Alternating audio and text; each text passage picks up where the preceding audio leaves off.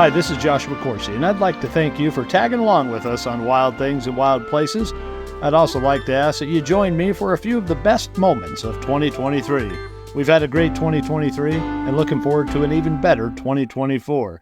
Stay tuned for some exciting guests for 2024, more campfire chats. Happy New Year and happy trails.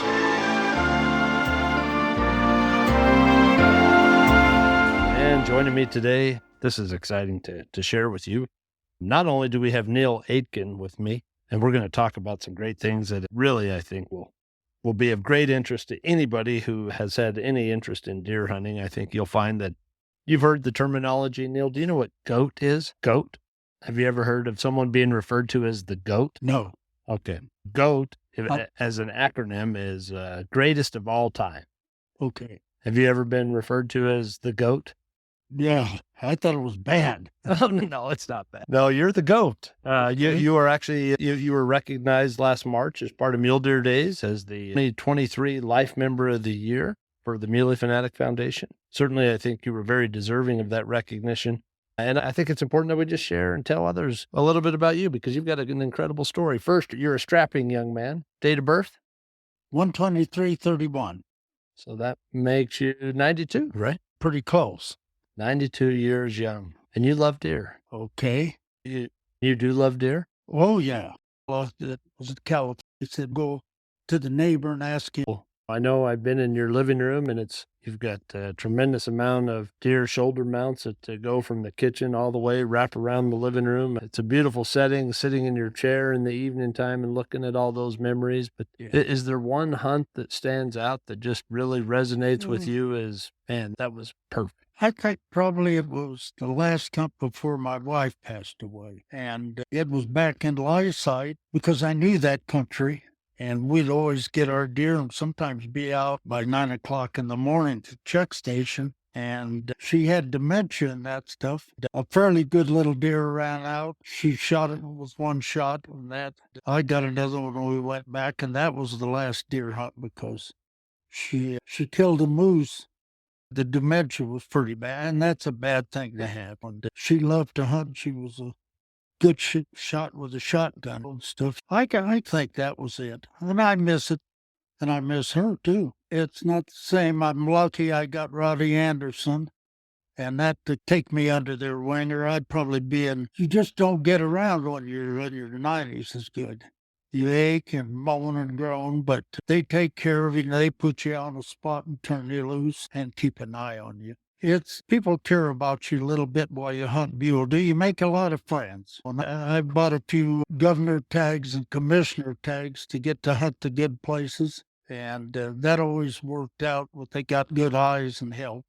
So that's just the way it is, and I'm sorry it isn't the way it was 20 years ago. But as I said about the hunters and the technology and things and the weather, it's a tough deal to get these mule deer back. I don't know. It might be years. Yeah, I was just going to ask you what you've seen a lot of changes, not only in hunting, but you've also seen a lot of changes with the deer on the landscape in the 1950s and 60s, 70s, 80s. You weren't aware of a thing called chronic wasting disease.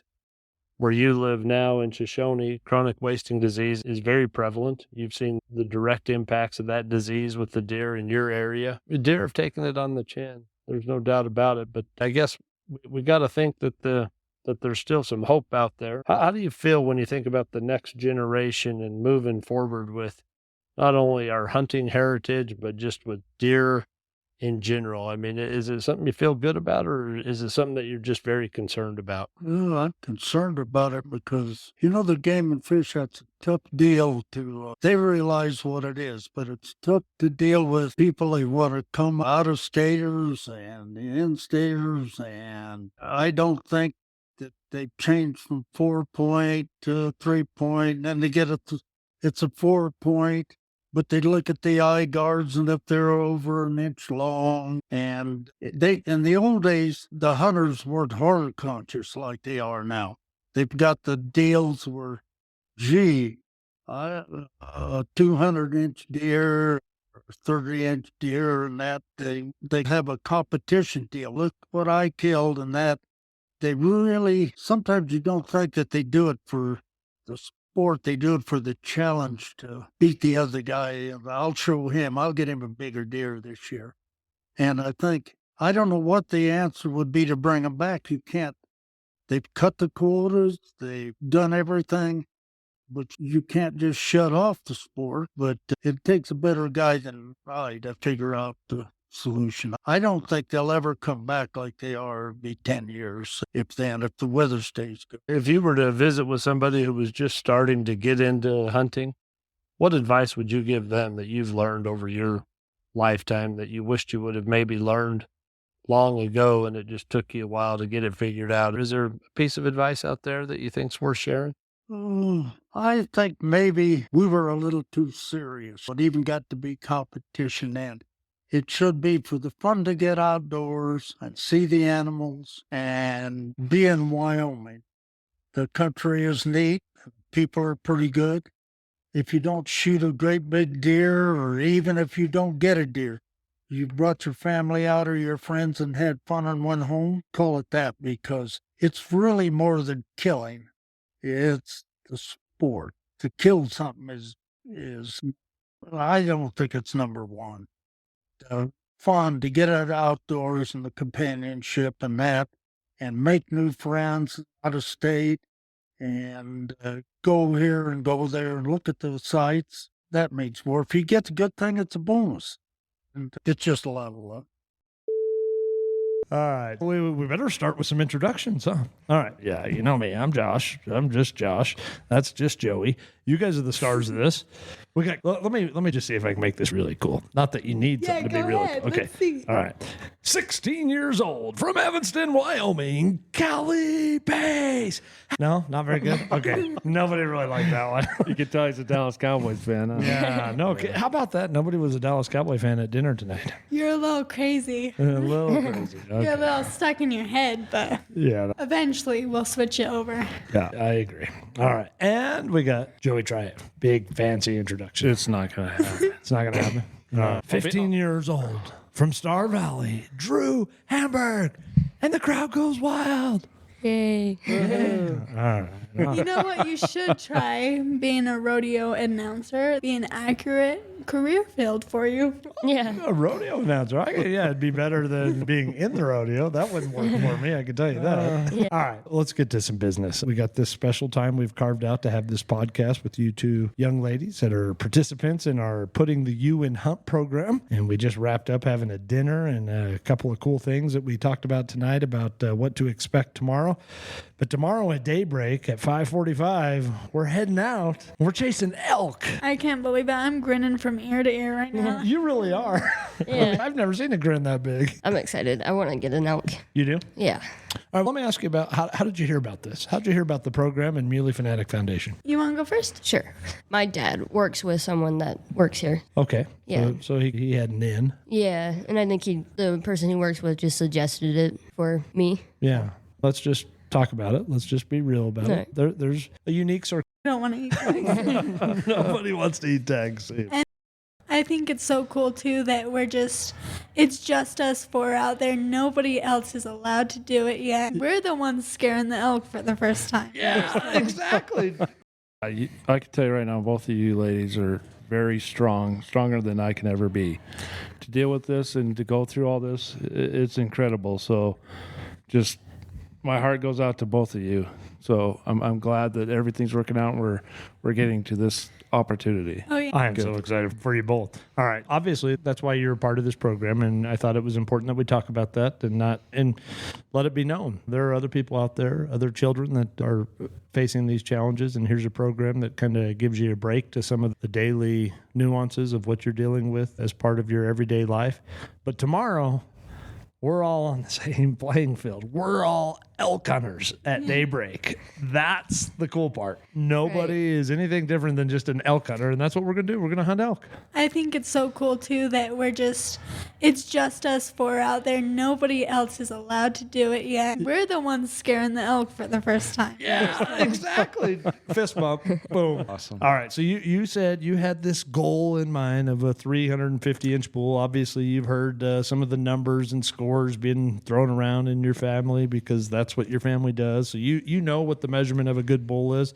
What about the perfect situation of you finding the elk, putting on that stock, or calling that elk into you? Have you thought about that? What's going through your head when you think about that? Of course I have. So last year when I laid my deer down, I was like, it was hard, but this is how our family, we live off the meat, because obviously I have a large family. I have 6 siblings.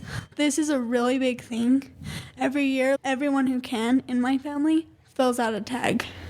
Or else we're eating tag soup, and we don't want to eat tag soup. Nobody wants to eat tag soup. And then it's like a week process, and we take the elk home and we actually process it all ourselves. And it's like an amazing, and we just know hunting season. It's the week where everyone goes out of school. Yeah, right. Why be in Yes. school? We need to be in the field. Yeah, we Yeah. got a responsibility. We got to put food on the table. Yeah. All right, Drew, what about at your home? How important is wild game meat and hunting for just your everyday food consumption? I think it's pretty big. I definitely think it helps saves our family a lot of money. And my dad has loved hunting forever, and I think he's more excited to do this than I am. And my siblings have always done it, and they've always like a huge elk the first time that they've gone hunting. And yeah. So the pressure is on. Right. The pressure is on. You know what you got to beat. Yeah, I right? know. Yeah. You will. Yeah, I will. Yeah. She will. So, besides the actual harvest of the animal, what's your favorite thing about hunting? I just like being outside, and it gives me something to do, and I get to see animals, and I love animals, and Yeah. it's great. Yeah. So An elk, man, what a magnificent critter. And, Right. and at the end of September. Right. Yeah. And gosh, did you see it for tomorrow? It's like the stars have aligned for the perfect scenario. The moon is right and the stars are right. I mean, this is going to be great. The odds are in our favor. Yeah. So you've been thinking about this now because we had communication very early on in the year. This program and this process starts very early on. So you've had a lot of time to think about what this is going to be like. Is there anything that you're concerned about or lack a little bit of confidence of, or maybe even just aren't sure about? I just want to make sure that elk doesn't feel any pain, because that's number one for me. I want it to go down easy and smooth and no running involved. So You want to just have a very clean and ethical kill. Yeah, no, that's very admirable, Kelly. Today, spending the time at the range with the SWAT team from the Sweetwater County Sheriff's Department to get our rifles zeroed in and to be no pressure there. That was pretty cool, though, huh? Yeah, I thought they were great folks. I do appreciate Sheriff Grossnickel and his willingness to bring that to fruition and make that happen for us. Gear-wise, your favorite piece of hunting gear? my hat. You got a lucky hat? Yeah. What one is that? The Millie Foundation. Oh, you got a new lucky hat. We're gonna get it. All right. Yeah. What about you, Drew? I don't have much. Yeah. So you mentioned you killed a deer last year. Have you harvested a big game animal before? No, Have you harvested a rabbit? I have. You have. Okay. Yeah. Did you clean it yourself? I helped my dad clean it. You helped your dad. Clean Yeah. it. Yeah. Did you eat it? No, we didn't eat it because it was just one rabbit. We were going to, but it got bad. Oh, okay. What about you on your deer? Did you help in the field dressing of it? I actually couldn't, because we actually shot it from quite a ways, so we had to hike in to get it. And obviously that was going to be a trek for me. And we shot it at dusk. We were out there like scouting all day, but it wasn't perfect weather and it was raining all day. It was horrible. By the time we actually shot it and it went down, it was dark. And so my grandpa was like, let me and Jake just go down. Take care Yeah, of business. That was well played, by the way. Yeah. Good job. That's how I do it too. I shoot it. And I'm gonna shoot over there, so you guys have to go get it. Joey just shot a moose. When did you shoot that moose? Saturday morning, Yeah. yeah. 2 days ago, Joey just shoots this Oh, huge wow, that's moose. a great kill. Yeah. Yeah, and then what does he do? He calls everybody to come pack it out. Right. Look at me. I'm old and fat. So You don't We're want like, to pack good it out. luck, guys. This is yeah. I'm gonna stand I have here. a young son. He's got tons of energy. That's why he carries the head and the other quarters. Oh my goodness, that's Yeah. so funny. And got 2 great guests today, great friends of mine, my family's, people I absolutely adore and admire, and I'm glad to be able to have this conversation and share with you. Rowdy and Lindsay Anderson, welcome. Thanks for having us. Yeah, thanks. But I'm curious what your advice would be to Lindsay, as you mentioned that you have a few girlfriends or few within your colleague social circle. Rowdy, you may know of maybe some that don't, but someone that didn't grow up with this heritage that's been passed down, as we just discussed, for generations, but wants to get this started, sees the value in it, wants to create this, but has just never been privy to living this life as hunters, people who kill their own meat. How do you go about encouraging that? Because there's some out there that I do believe have the interest, but just don't know how to make that first step. Absolutely. I do think like all of the different tools out there, whether it be buddies that you know, or it may be an old timer that you know that used to do this, those conversations are invaluable in terms of having those conversations, seeing how they approach things, seeing how they do things, or visiting with other folks that you know that hunt, whether it's on Facebook groups or whatever the case may be, and seeing how they approach it, and even just starting small and getting in there. And even just as families, again, it's never going to be perfect, but just get out there or try. Just get in the truck and go. Turn off the electronics, except Onyx. We just got that. We all know somebody that hunts, and I don't know many people that if you reached out to them and said, hey, we want to try this, would you help us out? Sure. You don't have to have all the gear. You don't have to have all the equipment. You don't have to have any knowledge. Just got to ask. I mean, I think that's the best way to do it. Just find somebody that knows what's going on and see if they'll help you get involved, and then you'll figure out what you need. If it's for you, maybe it's not for you, but you're not going to find out sitting at the house. Yeah, you guys truly are, when I say ambassadors, I mean that in the greatest sense. You are ambassadors for a way of life that is of extreme value. I know you hold that responsibility as something that is very important to you, but I just want, more than anything, I just want to offer my gratitude and thankfulness for the way you live your life and how you've integrated this as a family activity, because that, as hunter and gatherers, that's really what it's always been. Right. Absolutely. Yeah, and it's not going to change. Do you guys, anything you wanted to add? I don't want to, if you had a parting shot, I want you, Pancake. That's right, Tom. Lindsay, anything? No? No. No, if you have a spouse, go hunting with your spouse. It can be stressful. It can be a pain in the butt, but it's fun. It's free marriage counseling. Free. And if you're a female, don't stay at home. You will be much happier, whether you pull the trigger or not. It doesn't matter. Just being there with your spouse and what you gain from it and what you learn from each other is very amazing. And it's a great experience. And again, not always not always. I'm amazing. I thought you said I was amazing. You are amazing. Legend in your own mind. It's not all positive, But it does draw you closer together. it does draw you closer together. And some of those are the memories where you really remember and you think, I got past that, or your love for each other grows deeper during those experiences. Hey, that's been another episode of Wild Things and Wild Places. Again, glad to have Rowdy and Lindsay Anderson, and a very special episode today, as all episodes are special here on Wild Things and Wild Places. Finally getting past some of the inner workings of the organization in episodes 1 and 2, and can get down to some meat and potatoes of some work that we've invested in, time, financially, and a ton of sweat equity, the actual conservation of mule deer. And what does that look like? Where does that start? How is that done? And I could not think of a better guest to bring on for this episode to make that introduction. An effort that we have been very supportive of at all levels, and very blessed to have Dr. Kevin Monteith joining me this episode. And Kevin, thanks for taking this time. Josh, thanks. Happy to be here. Yeah, I'm glad. We were talking off air before we started to record this, that is this going to have a script? There's a lot to talk about with the work that the Monteith Shop, what the Monteith Shop is. And I just really, in putting some thought to that over the last couple of days, knowing we had this time scheduled, thought that the best approach on this would just to be raw and just to talk. And primarily because I want folks to be able to have a better understanding and awareness of you, not just your work. You know, our relationship and our friendship has grown immensely over the last decade, and we work and visit on a daily basis as friends. I just thought being able to give just that, the rawness of you as who you are, not what you are. Does that make sense? Yeah, absolutely. All right. Of course, it does predicate a little background of what you do. You have been known to say this, and I'm going to beat you to the punch. You're just a redneck scientist from South Dakota.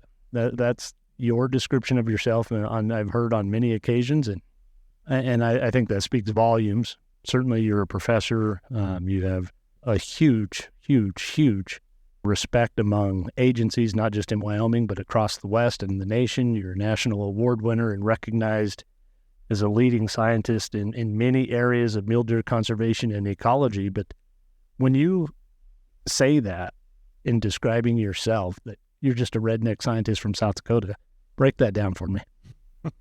You did beat me to it. You didn't even give me much of a chance to even get. I wasn't going to. Did. I knew it. Yeah, I mean, small town redneck kid from South Dakota, and that's who I am at the core. And I think I'm, whether for good or bad, I'm unwilling to sort of let go of that side of who I am. And I think I never planned to end up where I am today. And I think in many ways I don't think I really fit within the realm that I do today. But I guess there were other higher powers and plans that were in place to bring me to where I am today at the same time. I grew up in sort of very brief, fast story, quick history. I grew up in small town South Dakota, town of 500 people. My high school graduating class was 12 kids, and grew up in a poor family. Didn't travel much, didn't do much of anything, was working right away as a young kid to help contribute financially to making do, but grew up in the outdoors, hunting and fishing, and loved every second of it and had fallen in love with that. Hated school, which is an incredible irony given where I am today, which maybe that's a part of why I won't let go of. I am just a redneck kid. I mean, I still service my own vehicles. I change my own oil in my truck because I'm unwilling to pay somebody else to do it. I mean, silly things like that. But I guess I sort of accidentally ended up in college. I was a bit of a motorhead and was just going to go to tech school. And then found out that there was a school in South Dakota, because I sure as crap was never going to leave South Dakota, and a school where I could go do wildlife and, of course, be a game warden, because I didn't know there was anything more. I have my 22-year-old daughter, my youngest daughter, McKenna Morgan Jane Corsi Jewell. And by the way, thank you for hyphenating the last name when you got married last August. Of course. Wouldn't want it any other way. Yeah. So I've always just referred to McKenna as MJ. Her two middle names, Morgan Jane. MJ, I am glad to have you on Campfire Chat. Well, I am so glad to be here. Yeah, McKenna lives in Utah and is up visiting for the weekend. And I said, hey, I'd like to sure get this episode of Campfire Chat done with you while you're here. And she, much obliged, has accommodated this. And so Campfire Chat, it's all about hunting. How cool is that? Just get to talk about hunting. Yes, best topic ever. Yeah, so let's talk about hunting specific to you. What's your earliest hunting memory? Earliest hunting memory. That's so funny. We were just talking about this earlier today. There is a picture on your TV stand of me and my sister sitting on top of one of your deer. And yeah, I think that's the first experience that I remember. We were both arguing about who could hold the antlers in the picture, of course, because that's the glory spot. But yeah, I think that has to be the first memory. Yeah. You coming home, backing up with the deer in the back, you unloaded it, and of course you wanted to take the picture with us on it, which is awesome. Yeah, that's that's been a bit, hasn't it? Yeah. I was young in that picture. 3, maybe? Yeah. Yeah. 3, 4.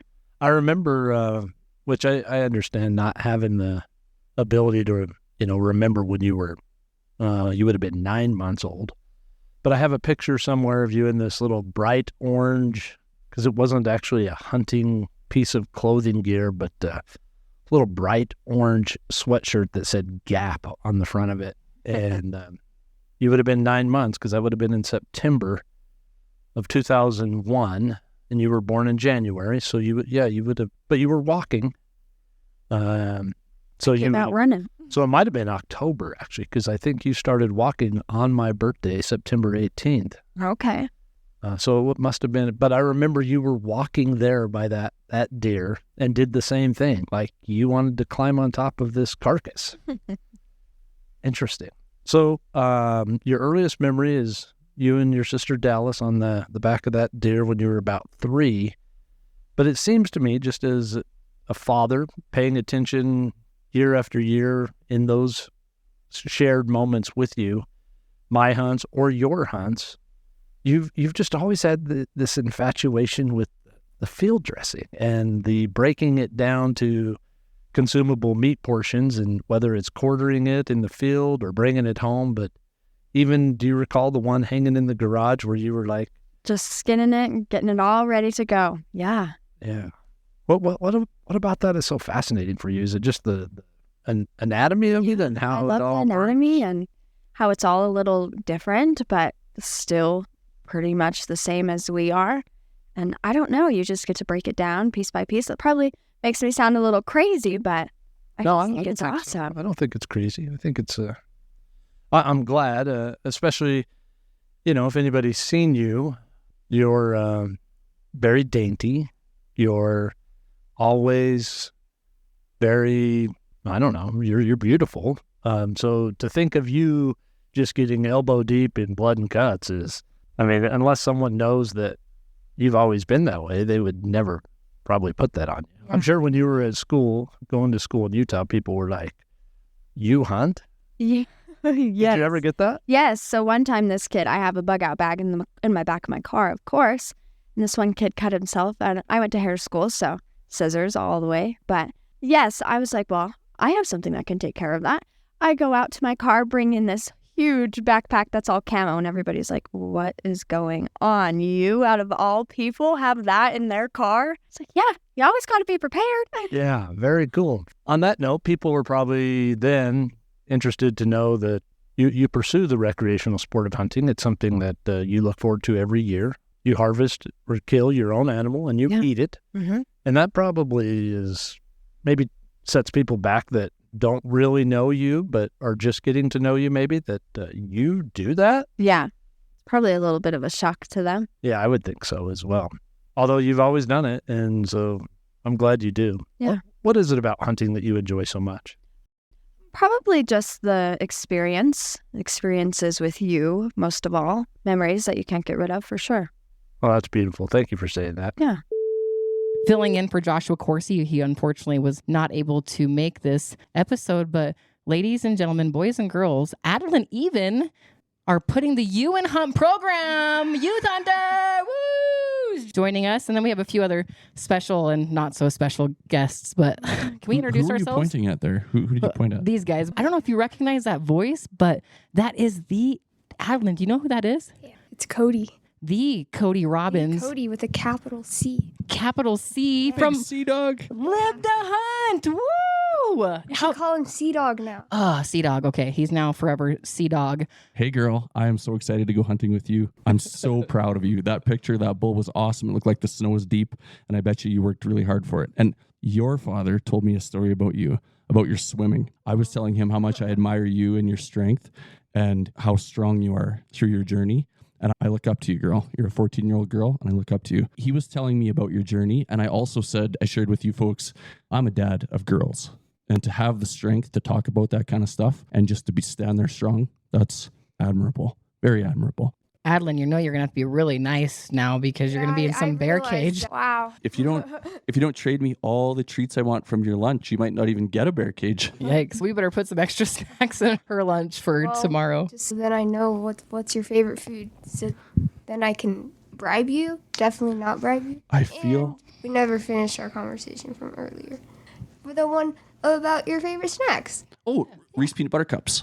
That's what my dad likes. Yeah, those are my fave. And you like corn nuts? Yeah. What about candy? What's your favorite candy?